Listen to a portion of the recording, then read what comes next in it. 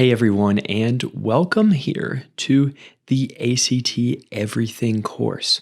So I want to walk you through some of the features in this course. So if you are new to the course, you can see how it works. And maybe if you aren't in the course yet, maybe you'll like some of the features and you might want to check it out further. But let me walk you through some of our big highlights, the big tools in this course, in the software that you can use to help yourself boost your ACT score and build all sorts of good long-term test-taking skills. So the first thing I want to point out to you here is our ACT practice test number 1. So this course has built in 2 official ACT practice tests with these little things called AutoGraders. So if we go here to this ACT practice test, you can click on this and see here, you've got an official ACT practice test at your disposal right off the bat. And I would recommend, before anything else, before you dive into any other parts of this course, go ahead and try taking this ACT practice test. See how it goes. Maybe if you want to watch a little something before, maybe watch some of the timing videos, just so you know a little more about timing. But I like to recommend that everyone take an ACT right off the bat and see how it goes. Now, as you're taking this ACT, you can use these little things called AutoGraders to bubble in your answers as you're doing the test. So you can see here, it's basically just like a little quiz structure where you can bubble in whatever answer you think might be right. And at the end, once you've completed a section, like the English section or the math section or any of these sections, you can go ahead and just hit submit, and it'll auto-grade it for you, tell you how many answers you got correct, and it'll give you lots of good data on which subsections you would benefit from practicing more. So let's say you're taking the math test and you go through and you notice that your weakest subsection so far is functions. You're maybe struggling a little bit with functions.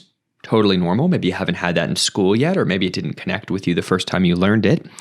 But you can then identify, okay, hey, this is what I need to work on, and I'm going to go into the course and maybe choose to watch some of the videos on functions or do some of the practice quizzes on functions. But taking this first official test is a great place to begin. Like I said, it can inform exactly and can guide you in the way that you are selecting what topics you want to review, right? If you say, I took the science section, but I ran out of time, well, then go ahead, scroll down to science here, and you might see a section that says timing on science. Well, if you ran out of time on science, then probably timing on science is a great place to begin working. So that makes up right there the bulk of what I like to refer to as the test content of the ACT. It's the English section, right? The math section, the reading section, and the science section. That is the test content, right? But there's this whole other element of standardized tests that we definitely want to pay attention to, that we definitely want to keep in mind. And that's what I like to call the test-taking intangibles.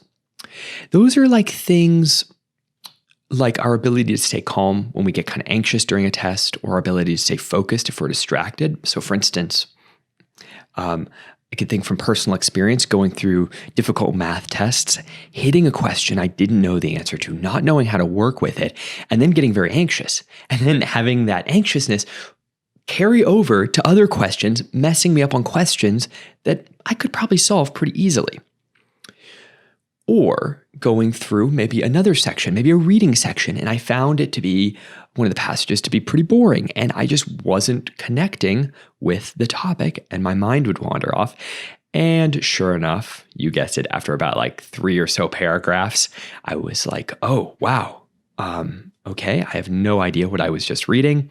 You've probably all been there. You know, when you're reading, you're like, my eyes were going over the words, but I definitely was not actually getting any information into my brain.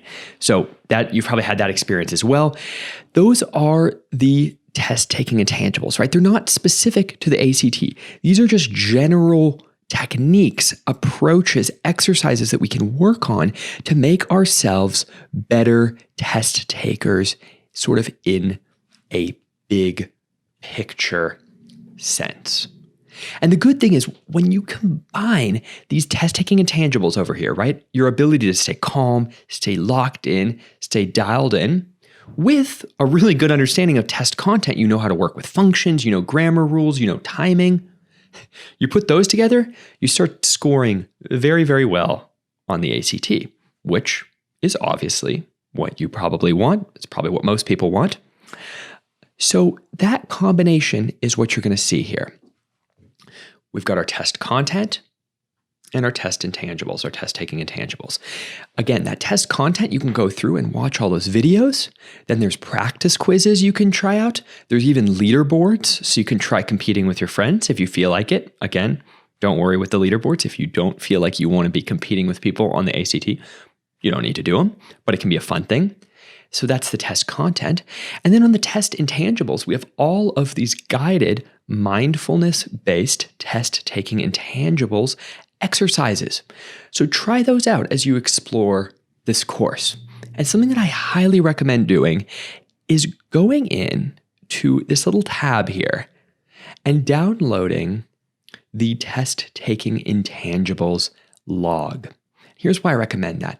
These exercises are scientifically shown, scientifically proven to have really good benefits on our ability to take tests, right? They're very beneficial to academic achievement in kind of a broad sense.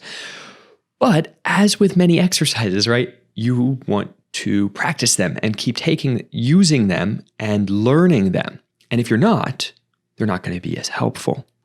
So I use a log like this myself when I practice these exercises. And despite the fact that I'm certainly not taking the ACT anymore, I still like to use these exercises because they are very good for just staying focused, staying in the zone with anything that I want to be good at. But I use this log just to keep track of how much I'm actually practicing these exercises. So using this log, and anytime you do one of these exercises, let's say maybe the first one you'll likely learn is breathe. It's called breathe. And then there's another one called scan, another one called tempo and note. You can just go ahead and write in the name of the exercise that you just completed in the log and the date that you did it. And here's what you'll see. And I'm saying this from personal experience. If you go through here and you stick with it and continue to practice these exercises for about a month straight, like you're doing one every day, you're practicing it every day, you will very likely, again, nothing's guaranteed, but from my personal experience, you will very likely start to see some very distinct benefits. You'll probably feel a little sharper academically. It'll be easier. You'll feel a little quicker on your toes. It'll be easier to kind of remember things. You'll feel more calm, more present when you're taking the test.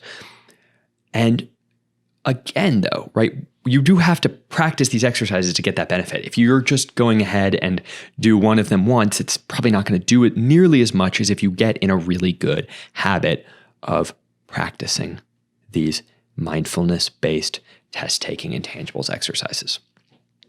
But if you do that, and you do that in combination with learning all this test content, going through and taking these practice tests and practice quizzes, at the end, once you've gone through, spent some good amount of time, we've got another practice test here at the end that will be an opportunity to kind of see where you're at. You've gone through, you've learned things, and then this practice test number 2 is a great opportunity to check how well you've sort of internalized and captured everything from this course to demonstrate in an actual test. So go ahead, and once you've made some good headway, go ahead and take that. And if you find that you're still struggling and there's still sections that you didn't do quite as well as you wanted, that is a good opportunity to go back into this course and find these specific topics that you still struggled with, right? Maybe you went through in math and you didn't do as well on geometry as you would have liked to.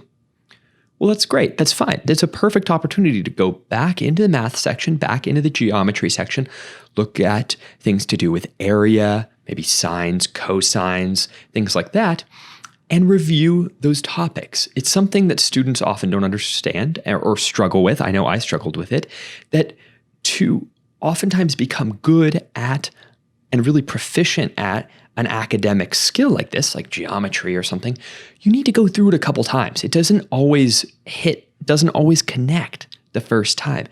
But once you have gone through it once, then you notice, oh, I still don't quite know that. You go through it a second or third time. That's when it starts getting really kind of ingrained in your long-term memory, so that when you go and take a real ACT on a real test day, you're going to be very dialed in and really ready to demonstrate everything you know.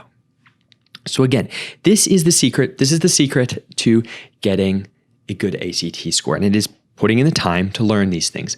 I have so often will see students who say to me, oh, Jenny got a perfect 36 and didn't do any work, or Sam got a 35 and didn't do any work and he's just a genius and stuff. And I kind of chuckle, because oftentimes those same students who these other students are saying didn't do any work was working with me or with my fellow educators here at our test center and actually did a ton of work to get to those really high scores.